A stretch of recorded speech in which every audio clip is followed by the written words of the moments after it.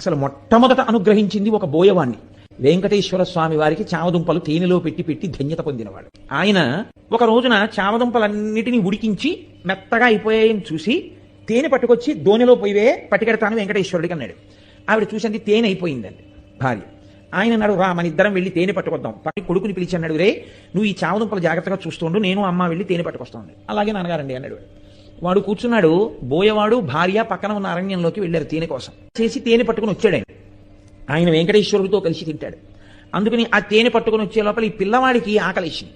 వీడికి ఏమిటి అలవాటు, నాన్నగారు రోజు అక్కడ పెట్టి తిని వస్తారు, అప్పుడే మనకి పెడతారు. కాబట్టి అక్కడికెక్కడికో వెళ్ళి పెట్టడం ఎందుకు, నాన్నగారు ఈ చెట్టేగా వెంకటేశ్వర స్వామి అంటుంటారు, కాబట్టి ఇక్కడ పెట్టేస్తే అయిపోదేంటి. ఈ పిల్లవాడు నమ్మాడు, ఉన్నాడు అక్కడ ఈశ్వరుడని. తినేశాడు చెట్టు రూపంలో ఈశ్వరుడు. తినేస్తే తండ్రి వచ్చాడు, వీడు మిగిలినవి తినేశాడు. స్వామికి పెడితే తినేచ్చుగా, తినేశాడు వాడు.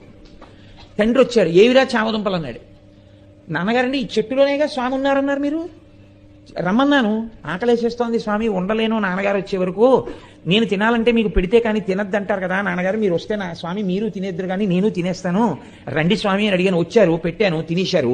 తండ్రికి ఎక్కడ లేని కోపం వచ్చింది, చెట్టుకు పెట్టావా, తిన్నాడా వెంకటేశ్వరుడు. ఆయన అమాయకత్వం ఆయింది. ఎంత పనిచేశావురా అని ఆ చేతిలో కత్తి ఒకటి పట్టుకుని వెళ్ళాడు ఆయన. ఆ కోపంలో ఒళ్ళు తెలియకుండా ఆ కత్తి ఎత్తి పిల్లాన్ని కొట్టబోయాడు. చెట్టు రూపంలో ఉన్నాడు వెంకటేశ్వరుడిని నమ్మినటువంటి పిల్లవాడి యొక్క నమ్మకాన్ని రుజువు చేస్తూ ఇలా ఎత్తిన చేతిని చెట్టు రూపంలో ఉన్న వెంకటేశ్వరుడు పట్టుకున్నాడు. ఎవరు పట్టుకున్నారు చెయ్యని వెనక